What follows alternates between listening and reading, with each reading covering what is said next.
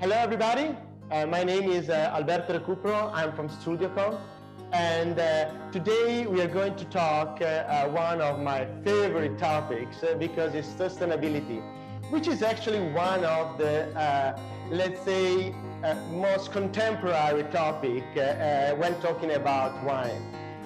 Many times when referring to sustainability, people think about like organic and biodynamic only. But actually is definitely much more than that. And today we are trying to go deep into this by seeing it from different perspectives. We will talk with wine producers, winemakers, to have their voice as well, and also on the packaging side, which is, one of the most like sensitive thing to consider when talking about sustainability.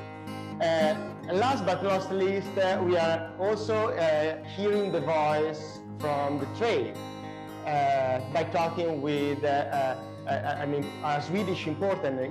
Sweden is definitely kind of the benchmark of sustainability when talking about business. So I don't want to steal too much time, and I thank all the panelists to be with me today. And the first one talking will be Alberto Mazzetta from Amapola. Amapola is a communication agency specialized in sustainability. Okay, thank you, Alberto, for being with us, and I look forward to hear from you. Thank you. Thank you, Alberto. What a nice name you have. And good morning, everyone. And thank you to be here with us today, to be part of this webinar. And I'm Alberto Marzetta from Amapola, talking sustainability. As Alberto was saying, we are a communication agency focused on sustainability projects, on the stakeholder engagement and environmental communication. And it's also a real pleasure for me to be here with you today, because wine is one of passion of mine. And to have the opportunity to share our thoughts and our reasoning with such important people coming from such important companies, it's a real pleasure. So please let me say thank you to Alberto, my great friend Alberto, to have conceived with us this webinar, and to StudioCom, all StudioCom, because I think that this will be the first step of a long-lasting collaboration between our companies. So thank you really, guys, very, very much. And today we are going to hear some case studies, some stories, some experiences coming from these big companies that that are attending with us this webinar.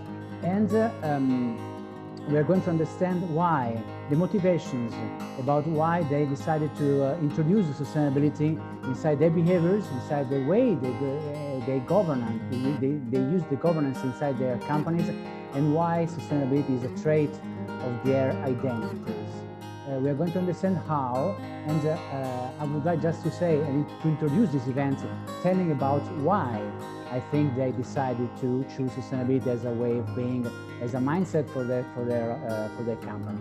And the first thing I need to say is that analysts coming from all over the world are saying that the vast majority of people all over the world are aware about what is going on about the environmental issues and about the climate crisis that we are facing.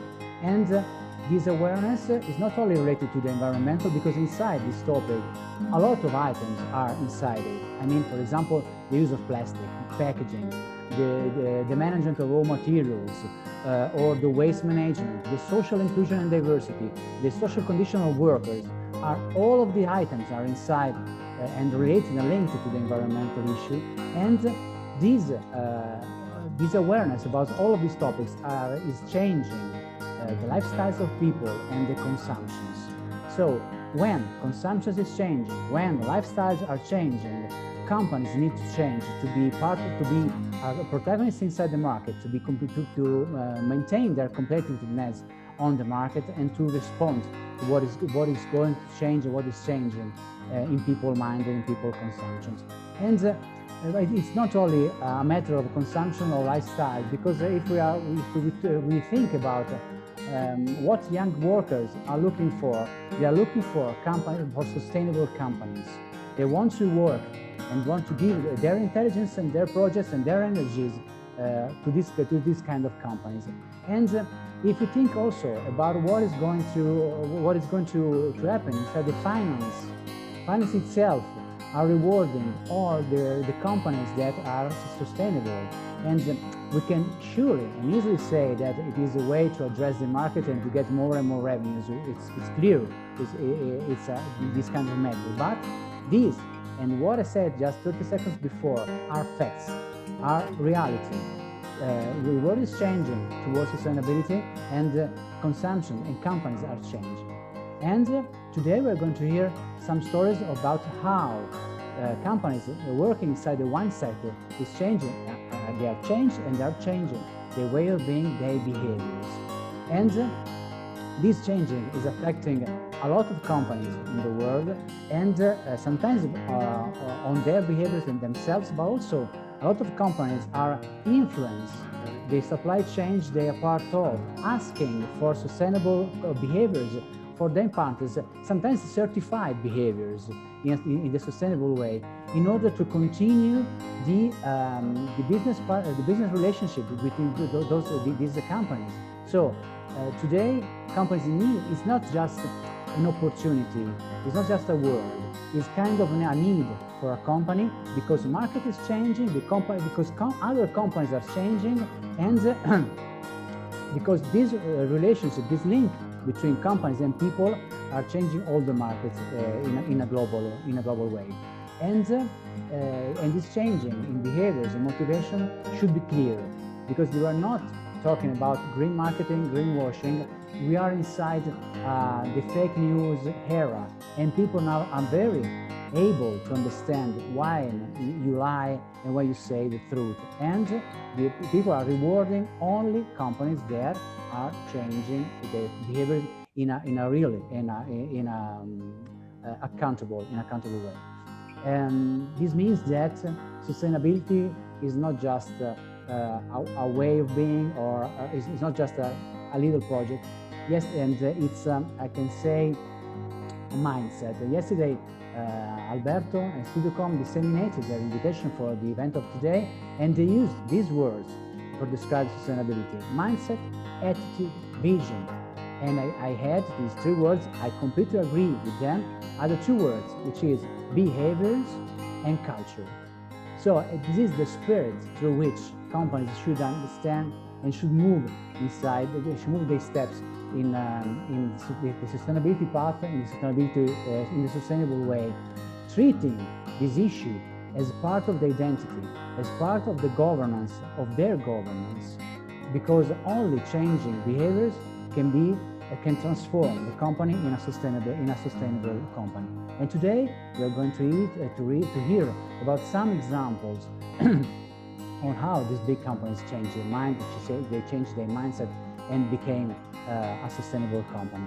I would like just to add one thing, and then I will finish my short speech, is that according to the fact that sustainability is a matter of identity, each company is different. Today we are going to listen, to hear about big companies, about big projects, and how they change completely their way of being. But be sustainable is matter of availability, predisposition, and interest. And each company can activate a sustainability step according to the way the company is. We do not have to transform all together or all the company in 1 minute. We just need to move some steps. So sustainability is not a matter of just for big companies, but also for small ones. But the important thing is to start this path and to understand that is more than opportunity, because there's a way of being on the market, there's a way of being attractive, accountable, and interesting, both for the consumers and also for those realities that works inside the import and export market. So thank you very much again for being here with us today, and we're going to hear very big stories, and really for me, really very interesting. So thank you, Alberto, thanks again to StudioCom, and let's move on. Okay. Thank you, Alberto. Yeah, we are ready for the change now. So as I was saying at the beginning, we are now starting seeing from different perspectives as well. So the first one is going to be Celestino Gaspari from Zime Winery in Valpolicella. He's going to share with us his vision, because he's pretty much a personal vision on sustainability, and that's why I start from him, and then we move forward. So I launched now a short video. It's in Italian with English subtitles, so I hope I didn't make mistake, because it was like tough. Buongiorno a tutti, sono Celestino Gaspari. Non si sente. Wait a second. It's all okay. It's all okay. Ok. Si sentiva? No, it's okay, perfect. Ma si sentiva? Ah, ok.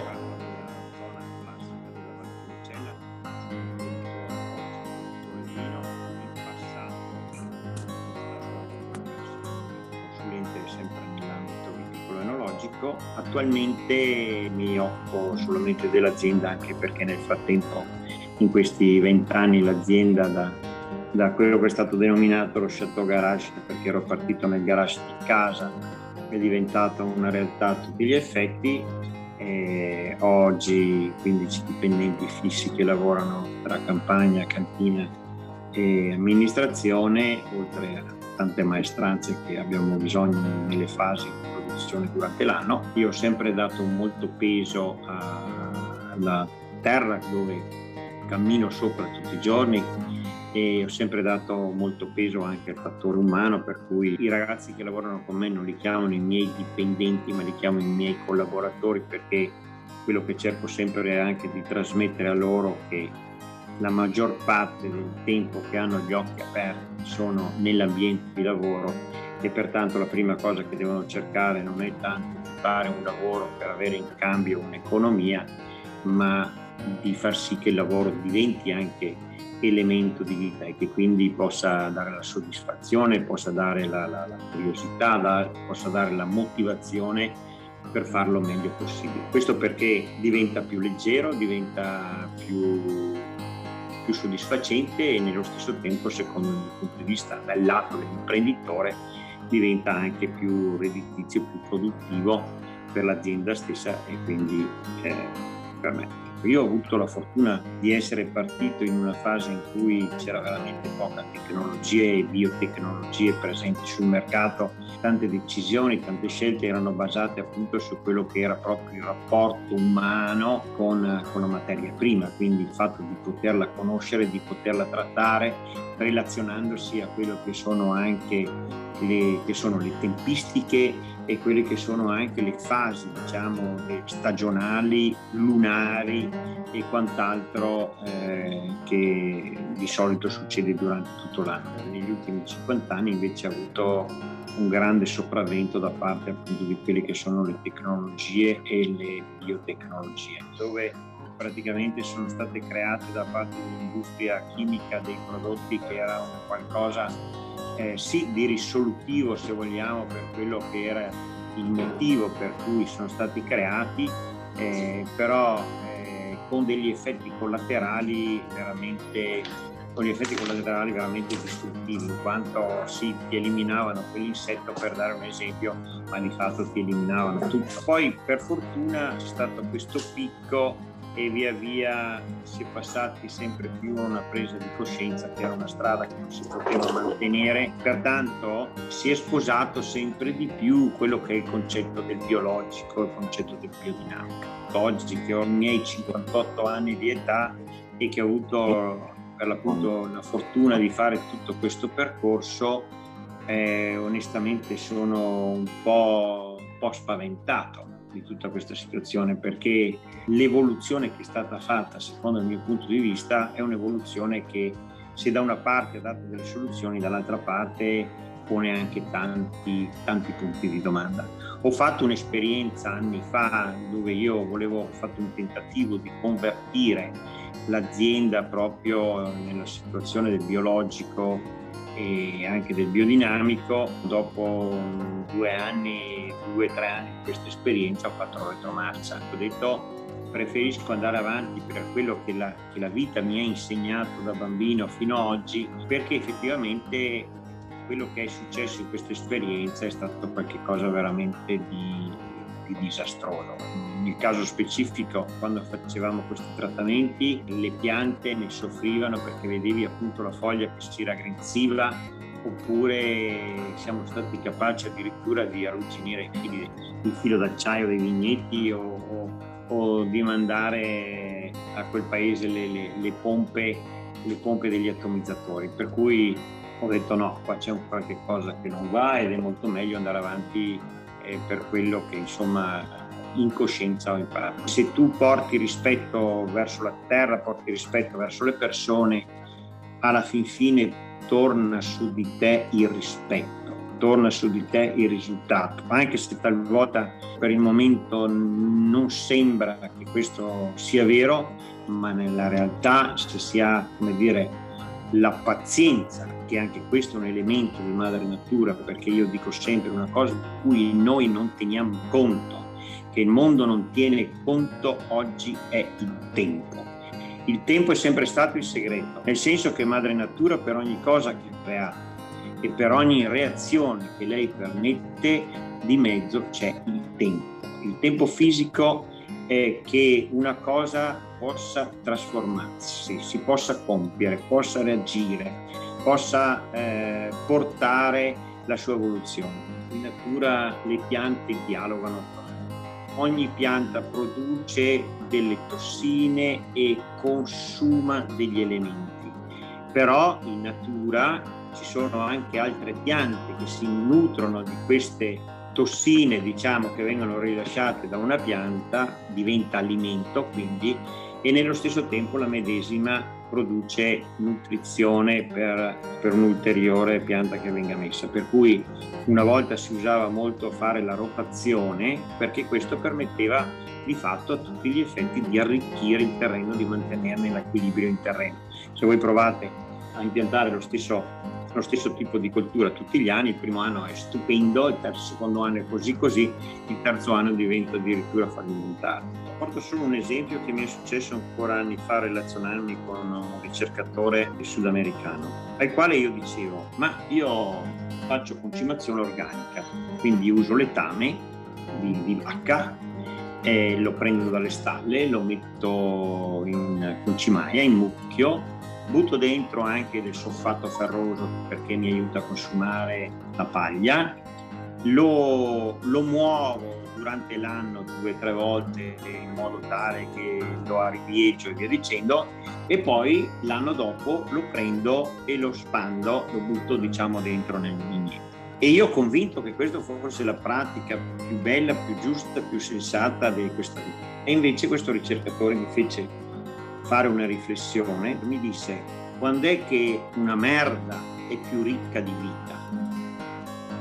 Nel momento in cui viene defecata, perché è il risultato e lo scarto di tutto ciò che in questo caso la vacca ha mangiato. Quindi ha mangiato il fieno, ha mangiato la paglia, ha mangiato le erbe, quindi ci sono dentro i semi, ci sono dentro tutte le sostanze minerali e quant'altro. Io ho fatto questa prova di vedere se mi raccontano le palle o se è qualcosa di vero. E quello che ho visto io, ho visto che la cosa importante è veramente poter portare questo concime organico, questo stallatico, il prima possibile del momento in cui viene defecato. Perché nel metterlo in mucchio noi andiamo a generare una fermentazione. La fermentazione di fatto distrugge la vita, perché elimina tutti quelli che sono le sementi che ci sono dentro il vantaggio. Per cui alla fine diamo un concime che è sì ricco di parti azotate o di fosforo, potassio e quant'altro, di minerali, ma non diamo la vita. E in quella prova che ho fatto io, nel mio vigneto è nato il trifoglio, la medica, il frumento, cioè un po' tutto quell'alimento, la forraggio che la mucca ha mangiato, il suo seme me lo sono trovato nel vigneto, e quindi abbiamo creato una biodiversità. Per quanto riguarda invece la cantina, la prima parte della cantina che io ho acquistato nel 2005, che è una cava dismessa, 1400-1600, dove praticamente sono stata prelevata la pietra per la costruzione di case, ville, chiese nella zona. E se non nell'ultima fase, che è stata usata appunto da un falegname per la stagionatura del legno, perché essendo come materiale un'arenaria e quindi sabbia, ha questa grande capacità di assorbimento, di dare, di togliere l'umidità in relazione a quello che si trova per l'appunto nell'aria. Quello è stato sicuramente per me un atto di sensibilità, perché ho visto in un qualcosa di lasciato là, di dismesso, di non più utilizzato, invece un motivo per fare qualche cosa di importante, per due motivi. Uno, perché se vogliamo sicuramente a livello di impatto per il cliente che viene a visitare è qualcosa di unico, di particolare, di originale, ma la cosa che è ancora più importante è quello di mettere a contatto diretto un qualche cosa di vivo, che è il vino, con una struttura che è viva, perché appunto siamo all'interno di una roccia. E creando poi la seconda parte, che è stata creata dal 2012 al 2014, agganciata appunto a questa cava, ho voluto fare una struttura che mi desse più risposte. Una risposta è stata quella di fare una cosa bella, che mi piace, che mi sento dentro, che sento un po' come un vestito dove stai bene. Secondo, però, ho voluto anche tenere presente quello che è l'impatto ambientale e quindi di fare una struttura che sia il più possibile assorbita nel territorio. Questo sia per quello che può essere, diciamo, l'ingombro della struttura stessa, ma dall'altra parte anche per quanto riguarda l'utilizzo dei materiali, partendo dal concetto che io ero agganciato appunto a quella che era un'ex cava di pietra, ho pensato che sotto non ci fosse che pietra. La mia idea era appunto di gestire tutta questa struttura il più possibile con le materie prime che avrei ricavato da fare lo stesso scavo, lo stesso posizionamento della struttura. E quindi gli elementi fondamentali che mi trovo io in questa cantina sono di fatto la pietra e il ferro. Se noi la vediamo da un satellite dall'altra, è fatta in una forma di accoglienza, come due braccia che si allargano all'esterno in un certo senso. Non ci sono recinzioni, non ci sono cancellate, e questo esprime il mio carattere, nel senso che bisogna cercare di essere il più possibile accoglienti verso il prossimo. Poi, oltre alla pietra, ho sfruttato l'acqua perché appunto nel fare questo scavo ho avuto anche la fortuna di trovare una cavità carsica nel suo interno, e quindi invece di lasciarla perdere, questo mi ha suggerito di fare appunto la geotermia. Oltre a questo anche il discorso del fotovoltaico, perché per tutto quello che mi è stato possibile ho cercato di prendere attraverso il sole e la luce appunto l'energia elettrica che mi può servire al fattore produzione. Quindi tutto quello che potevo considerare l'ho considerato nel massimo rispetto. Ecco perché a Madre Natura onestamente ogni giorno devo solo dire grazie per il fatto di esserci e di averla a disposizione. Oh wow, so very interesting, right? So Celestino, I believe that your vision of sustainability is pretty much connected with your personality. Is that correct? Yeah, absolutely. And I agree. But this is my life. Yeah, exactly. Me, I tell every time that we have at disposition only one life, and it's important to have this real idea, because in other way I think that the first person that no permit to know the quality and the possibility from the life, the limit only ourselves. Absolutely. Very good. Very good. So interesting. So now we change completely topic, but while staying, of course, in the sustainability. But now we talk about packaging. So we thanks Stefano Pistoni to be with us. And now I launch your video, and then we can briefly comment later. Okay? Thank you. Hello everybody, I am Stefano Pistoni. I am delighted to be with you today. I am in charge of the wine spirit business development in MEA at UPM Rapatech. You probably don't know who UPM Rapatech is. UPM is one of the biggest paper producers in the world. We are a multinational Finnish-based company with headquarters in Helsinki. The business unit I am working with is UPM Rapatech, which is the second largest producer of pressure sensitive material.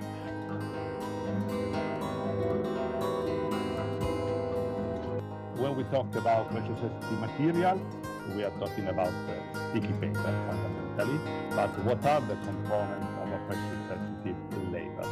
So we have a base material that normally is the part of the label that is applied on the container. In our case, 99% of the cases we're talking about a glass bottle. Then we have an adhesive that must be designed to withstand to the functional need, like for instance ice bucket or refrigeration. And then we have a release coating, a release liner that allows the automatic dispensing on the bottling line. UPM is the only paper and forest producer invited to the global compact of the United Nations, and we have many other recognition and credit by many NGO and institutions. When we talk about sustainability, we have to embrace also sustainable packaging. These are the micro trends that we are all facing wherever you are in the world. We are talking about climate change, resource scarcity, that is a big issue for many raw material, and the growth of population, the growth of urbanizations that is impacting the way we are living, and the tightening of packaging regulation everywhere in the world. So the industry and also UPM, of course, how they are reacting to this. First of all, we have decided to have a 360 degrees life cycle approach to sustainability, and many industries, not only us, of course, are focusing on an efficient use of raw material and energy and water, and this is important, and enlarging the usage of renewable and recyclable products. And we, in particular, we are focusing on innovating for future-proof solutions. Now we are in the post-pandemic world, and NGO from the institution, there has been really a call for a green recovery. This call for green recovery has been adopted by many government institutions and NGO and business and financial institutions like the EU Green Deal, Green Recovery Alliance, the Investor Agenda. All these are committed together to mitigate the climate change. But above all, the world's best plan to create a better world are the Sustainable Development Goal of the United Nations. That has been defined in 2015, and they have defined 17 goals to mitigate the climate change within 2030. These goals are referred to the protection of the environment, but also the development of the social well-being and economical growth in development and also not development countries. As UPM, we have chosen 7 of these that are more in line with our business. As Ban Ki-moon said in New York City in 2014, we don't have a plan B because there is no planet B. Sustainability means meeting our own needs without compromising the ability for future generations to meet their own needs. Sustainability is made of 3 pillars that are referred to the social, economical, and ecological aspect. when we meet all these three elements, we can talk about sustainable business or sustainable target. And then I would like to talk to you about circular economy. We had as a business model for many centuries a linear economy with a never-ending use of raw material that could generate new products that were distributed, consumption, and then disposed. So all the waste that was generated was then or incinerated or sent to landfill. We are now switching everything to a circular economy. When we arrive to the disposal of the product, we must recycle it and recycle it to make it or to use this waste as raw material. The waste is turned into a resource. This is a model that we also are using in UPM with the famous 3R that are referred to reduce, recycle, and remove. But we also, as an industry, promote the recycling. So we want to make sure that our customer, our stakeholders are not only adopting a sustainable behavior, but are also facilitated in the recycling of their product, of their waste. I would like also to share with you tools that we are offering to our customer to understand how to choose the labeling material for their wine label. We use a model that is called life cycle assessment. Through the life cycle, we are able to understand what is the environmental impact of the raw material, of the product, of the production, and we can offer to our customer a scientific and credible tool that give proper information about the environmental impact of a specific paper. And in particular, we are analyzing the energy saving, the water, or the CO2 consumption of a specific label stock. In this particular case, for instance, we are comparing the two classic paper for wine labeling, and we can guide the winery or the designer in the choice, showing them which of the two paper is more sustainable with the direct equivalent. We are a paper producer, so we have our own forest, and we are strongly committed to use sustainable and managed forest, because for us is the essence of our business. This is on the left is a forest that has been sustainably managed, and the one on the right is forest negative. I mean, is a forest where the forest owner has not paid attention to a sustainable maintenance of the forest, and you see how bad it looks.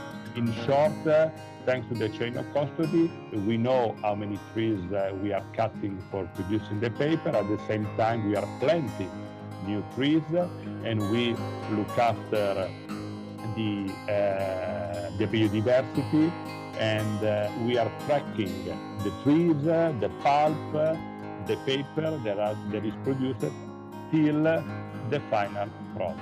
We are now in the last part of my presentation, and I would like to share with you the role of the label in wine.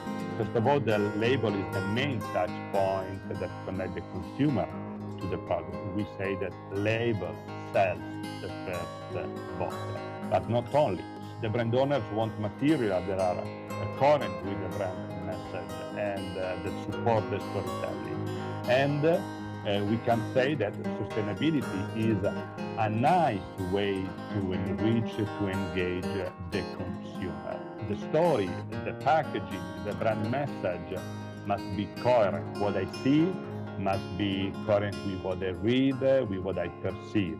In my job, I also guide the wineries and the designer in selecting the right material that is coherent with what the brand wants to communicate to the consumer, and must be coherent with what the liquid is. So in order to create a match between all the elements. I conclude sharing with you a couple of examples. This is Maison Lestar in Bordeaux, a biological wine without sulfate. This is a very interesting product where the producer has provided very opening many informations about the product, about the packaging. In this case, we have suggested to use a paper called Rustrel, FSC certified, 100% post-consumer recycled content. And then I would like to share with you another project that has been just awarded with a gold medal at Vinitaly 2021. Is a new project for Pizzolato Winery in Italy. In this case, the wine is organic and certified. The glass is 94% recycled and 100% post-consumer. The cork is ecological and sustainable with very few CO2 emissions. The label in this case is 100% by-waste of the cotton industry, is a Sabrage Blanc de Blanc ice premium from us, from UPM Prototype. And also the cardboard is 79% recycled. All this story, all these packaging elements are now part of the brand and help the brand to engage the consumer at completely a different level. So the takeaways of our journey together: first of all, sustainability is a must. It's something that every one of us should embrace. My recommendation is to make sustainable choices and avoid greenwashing. Please make sure of the genuinity of the data you are communicating. Be sure of the credential you are communicating. And my suggestion is to dialogue with the value chain, with your suppliers, with the expert, to verify the environmental credential of the packaging you have chosen. I thank you very much for your time, and again, many thanks to Alberto Recupero. I hope you have enjoyed this little time together, and hope to meet you in person very, very soon. Bye. Okay, so now we understand that sustainability is a process as well, and when talking about process, you need to have a good partner. So I believe that what you were showing in this video, Stefano, is that the importance of being a partner to your customers. Is it correct? Yes, absolutely, absolutely. One of our goals is to try to communicate sustainability and to have the communication related to sustainability along the value chain, because consider that we are really at the beginning, because we are even not a label printer, we are a paper mill. We serve the label printer that serve the wineries that serve the product. So the more we can influence the value chain, the better it is for fundamentally. And we do love this challenge, and we are here to support. We have seen that the industry, especially in Europe, are paying more and more attention. And I think it's a great opportunity for every producer to embrace sustainability. Absolutely, absolutely. So talking about producer, now we go to Ceretto, and Davide is going to share with us the long process that it took, and it's gonna be very, very interesting. So I launched the video.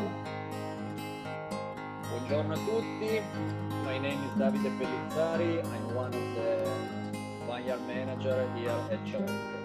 Today I'm going to try to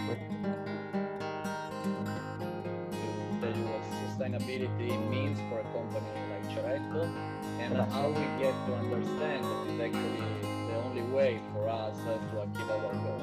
To produce great wine from a great land in the best way as possible, but also to preserve this resource that is the territorio for the future generation.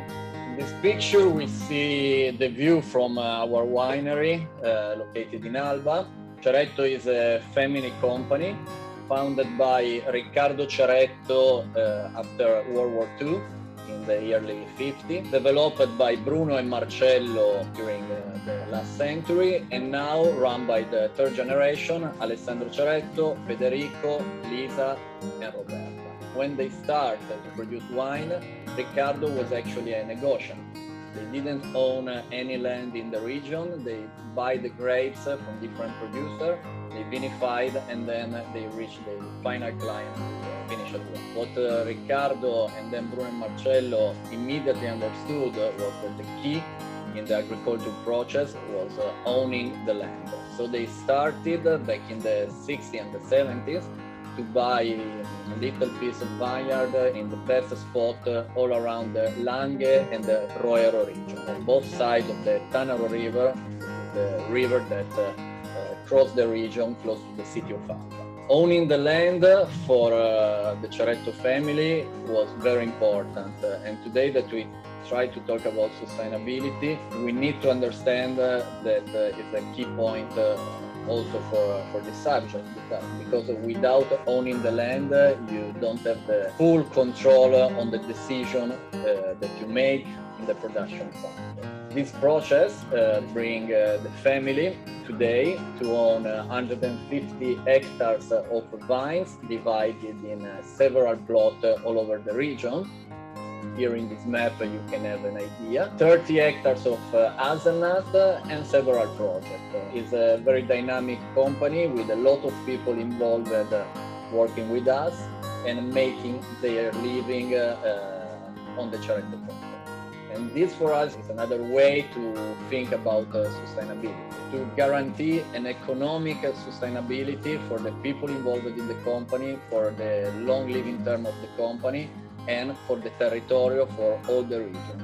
As you can understand, Ceretto is a very dynamic company that always tries to adapt herself and reinventing the future. This process, this natural feeling of the family, came to a turning point in 2009 when Alessandro Ceretto took over all the production direction, and he decided to go fully organic. Today could see as an easy choice because we all know that the market moved to organic and a lot of producers are doing the same things. But in 2009 in the Langhe region, this was something unique and very new because the technology wasn't already at a good point to run 150 hectares. And so the family and the company needed to invent a new agronomic method that fits with our goals and our necessities. What Alessandro Ceretto started to do, and this is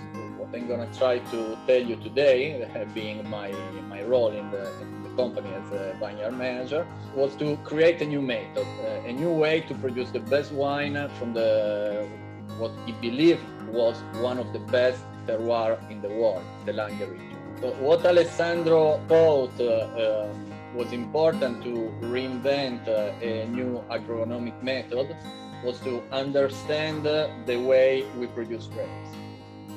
So he came back to study and analyzes the soil, because we all know that the roots of the vines grow in the soil, and this gives to the grapes, and so also to the final wine we obtain, the organoleptic characteristic that we look after. So he did a lot of analysis in the soil, and he understood that a key point was the role of the organic substance, to have a healthy soil that allowed the plant to grow in a good way. So we started literally from the soil and from the manure. We start to feed the soil in a different way. We start to employ organic and biodynamic methods to create virtuous circle of the organic substance inside our soil. In the picture that you see is a little part of the compost that we produce by ourselves, starting from cow pit and some leftover from the vegetative production. We spend a lot of time and money to do it, but we believe it's the best way to bring something to our soil and to create this cycle of the organic substance. We change the way we think about agriculture, so we don't consider the vineyards as some sites when we give something and we take something back, the grapes, but we start to think about balance, equilibrium, the natural balance of the plant, and try to help the plant to achieve this balance by ourselves. We start to use a cover crop between the rows, so we don't cut the grass, we just leave the soil live by itself. We use different species of plant to create a good structure underneath the soil, to fight against the compactation of the soil that is originated by the passage of the tractor, to create more biodiversity, to attract more insects, but more good insects, not the bad one. And this method, together with the compost that we saw before, gave us a good increase in the organic substance. We also needed to reinvent the way we work the soil, because without using any weed killers, we needed to find the right machinery, the right tools to work the soil and to get rid of the weeds that the ones that we see, that we saw by ourselves, we like it, but there are all the other ones that need to be cut down. So it was tough at the beginning to find the right tools, the right equipment, but today we're able to do it. We also needed to reinvent the way we spray the product to fight against the disease that affect the mice. So we start to use only copper and sulfur, so we abandon any chemical molecular. And we still use the tractor to spray the product, but we also employ backpack to minimize the amount of product that we spray in the vineyard and to save some money actually. Again, sustainability is not only done to protect the ambient, but also to save some money. It's a good way we can do it. We change the way we fight our insects. That means a lot of hours during the night to collect a particular species of larvae that like to eat the buds of Nebbiolo in the early springs. But for us is the only way to protect all the other insects that on early springs brings biodiversity to our vineyard. So this is a curious example of the way our way to run the vineyards change and affect the everyday work of the people. We did a deep study on the pruning methods and we are given more understanding of what was going on the pruning, and we changed the way we prune the vines to try to let them live longer and in a healthy way. On the picture that you saw on the other side, there is a plant that is open, and we try with a new method to clean the part of the wood who are affected by wood disease. So this is a contemporary experiment that we are doing right now, and allowed us to understand better what is going on inside the wood of the plant.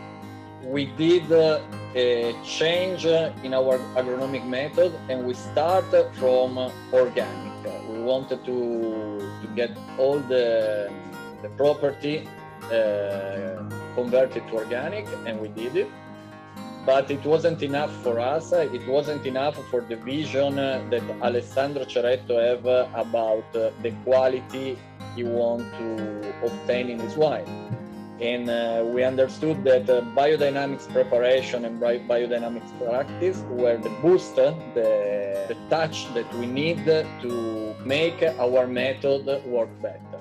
So we started in 2010 with some experiment, and today we are using it on all the surface. We use preparation 500 for manure, or silica, and we also use biodynamic to produce our compost.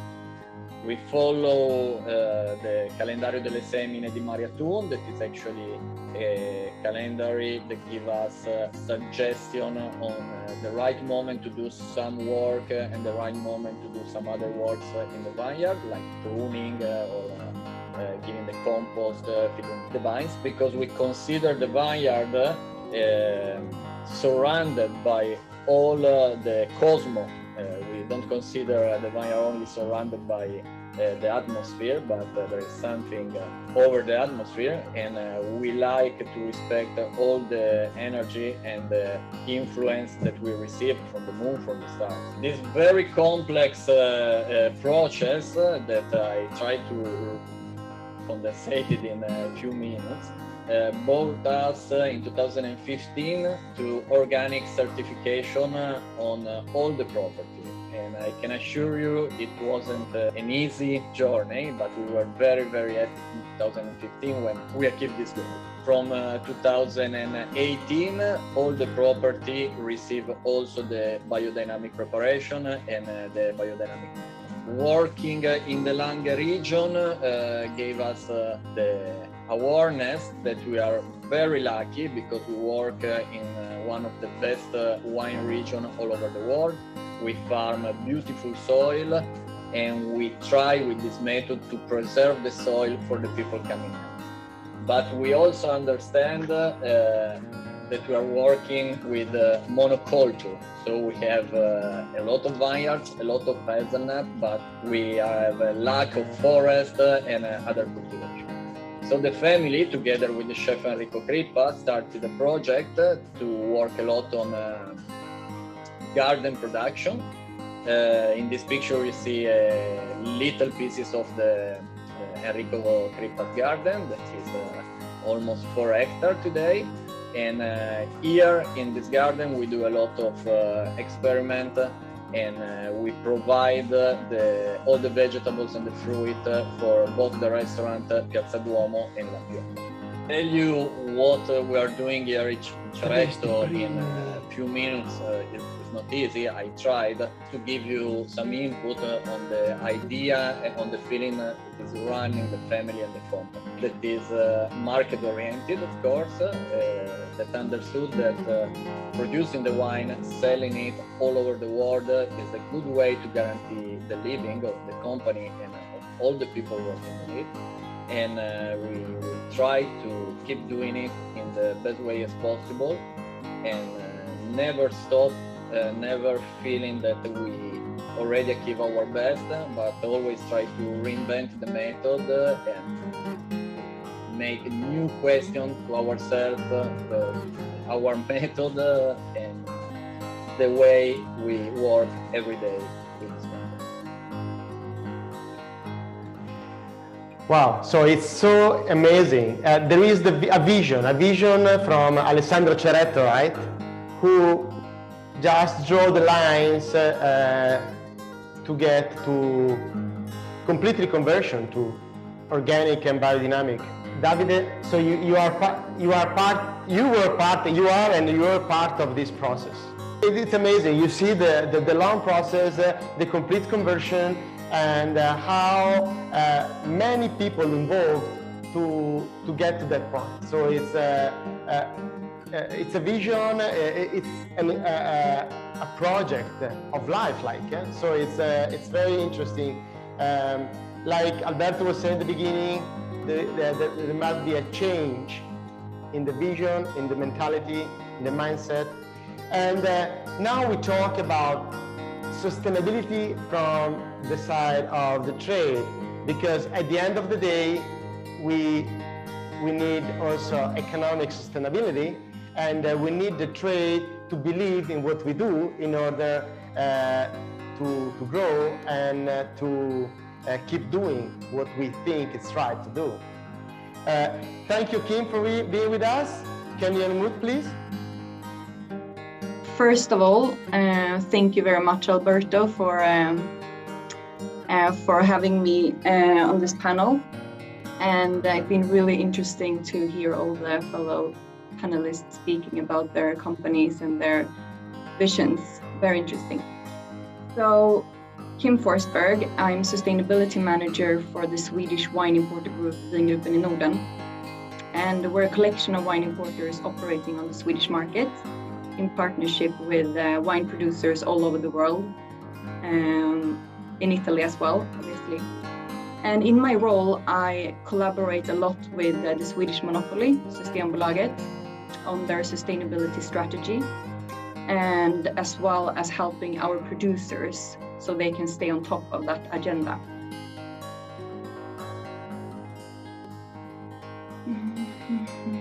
See if I can, am I changing slides? No? Yeah, okay, you can, you already changed or you are still changing? I'm wondering because I can't really see. Oh really? Okay, no, you are still on the first front page. All right, yeah. all right. Let me shake it. This one is two. Okay.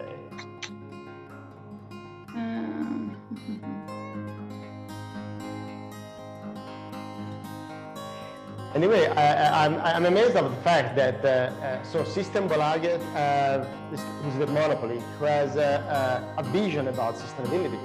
So That's correct. And so your role is to help, especially wineries who are maybe not super aware of how are the requirements of Systembolaget to be in line with them. So that's extremely important role you have.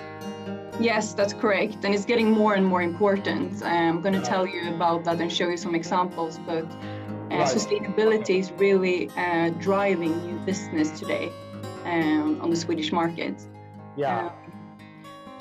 Can you see that I'm changing slide now? Yes, okay, good. Perfect. All right. Modern topics.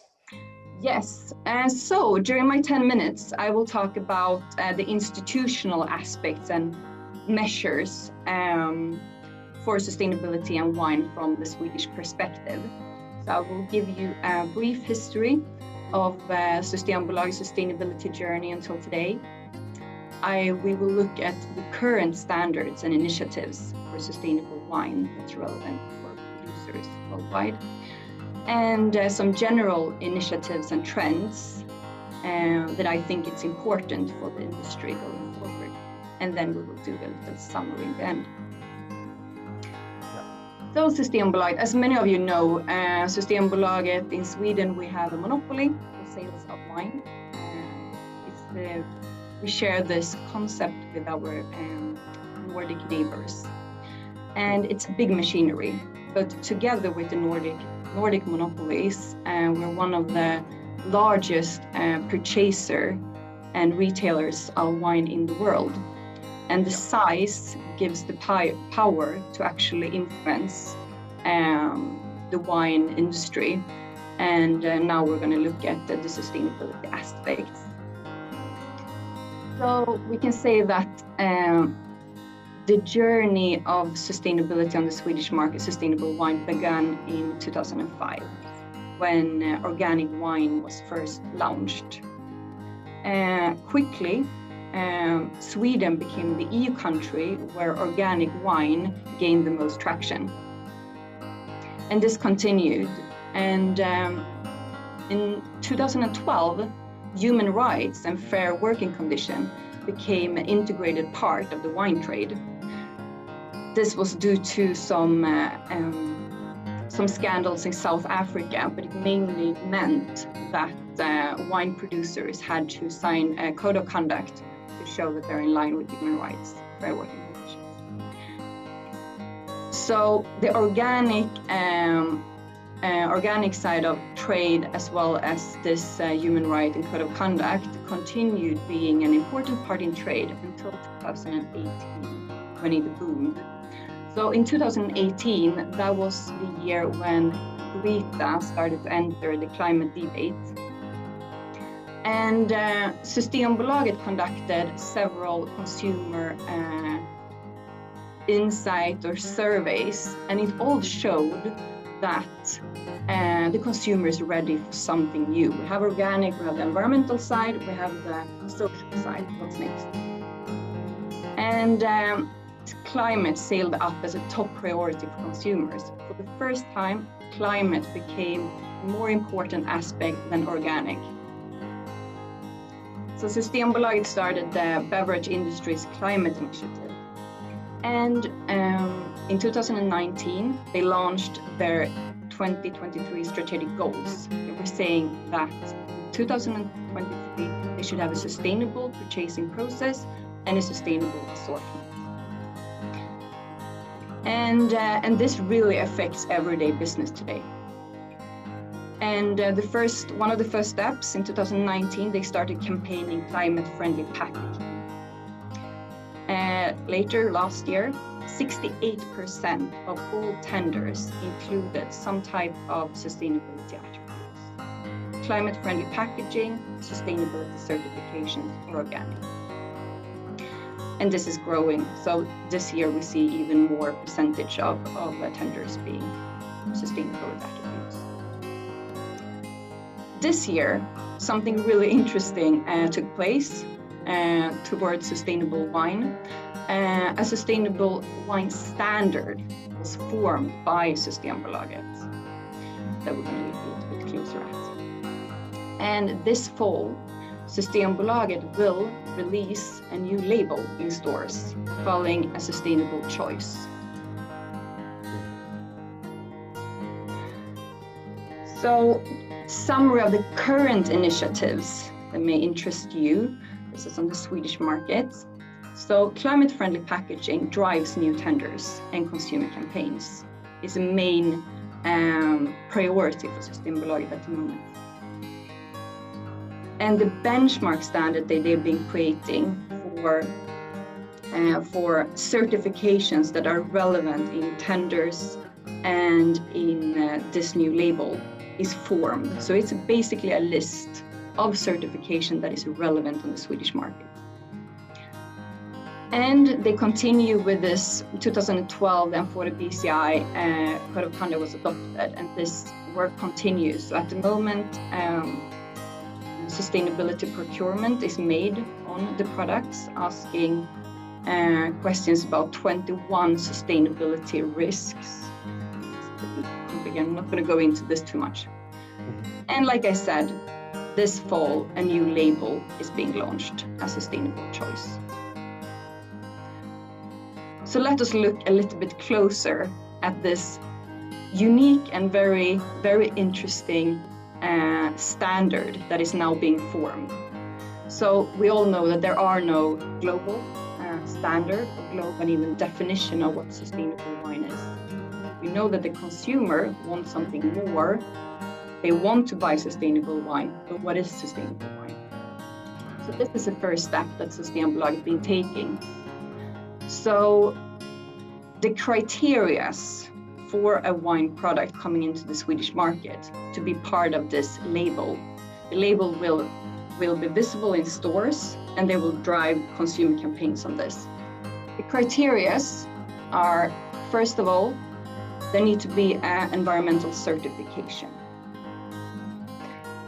This could be organic, it could be biodynamic, but it could also be one of the certifications that are on the benchmark list. For Italy, that is Equalitas and the Viva certification. The second criteria is climate-friendly packaging. And the third criteria is social responsibility. And that is being proven in the sustainability procurement each product and fixed assortment.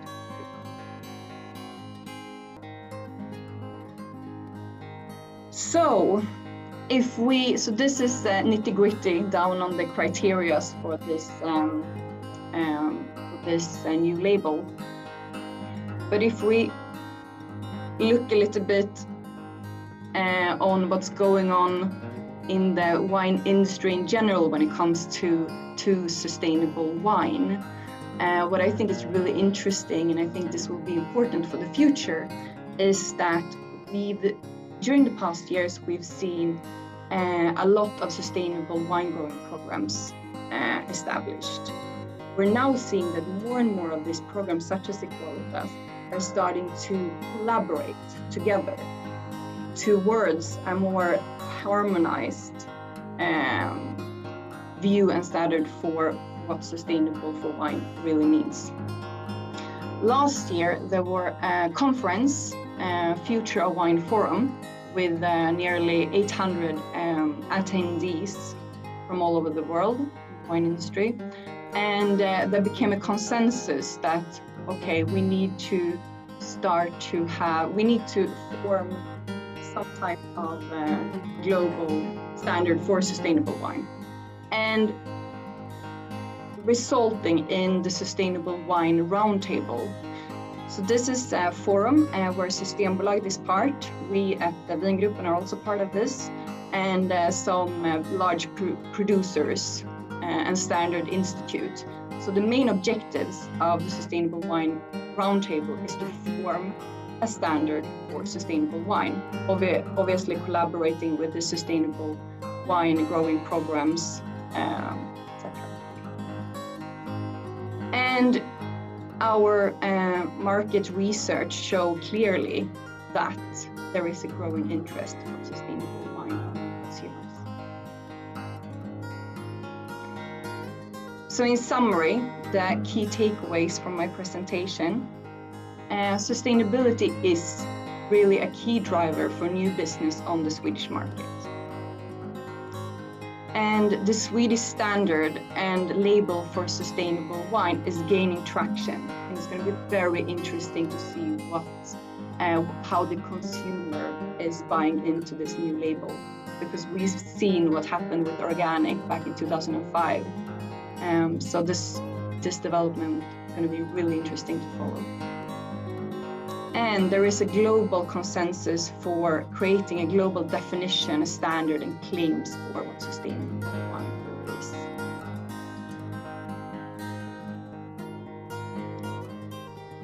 Thank you. Oh, very interesting. Thank you, Kim. It was very, very interesting. It's clear now that, from one side, consumers are becoming more and more sensitive to the topic. So about sustainability. Sustainability, again, is not just being organic or biodynamic. It's all about economic, social, and sustainability as well. And so from one side, there are the consumers tending to go sustainable somehow. And from the other side, there is a trade who firmly believe in that, especially in Sweden. But as I said, Sweden is a kind of benchmark as far as sustainability in business is all around the world. So slowly, but not that slowly, all other markets are following. And I can see that I work mainly on the Far East market, but I can see even there that there is a fast-growing trend towards sustainability. And it's so important because consumption are also moving that direction as well. So it's important from wineries, from producers, to comply with the standards that are being settled in this period, in this moment. And Systembolaget, we see that we already started to establish its own standard. And I can bet that other countries, not only monopoly, but other countries will follow very, very soon. So what we tried to do today was to give some ideas on how we can comply with that, we can become more sustainable, starting from consumer to the trade. So I really truly thank you for your time and your patience. And again, sustainability is very important for all of us. So I hope that we just give our small contribution to the development of a sustainable mentality. Okay, thank you very much, everybody. Thank you, everybody, for the people to attend it. Thank you. Have a good day. Bye-bye. Alberto, thank you Bye. very much. Thank you. Thank you, everybody. Bye-bye. Bye.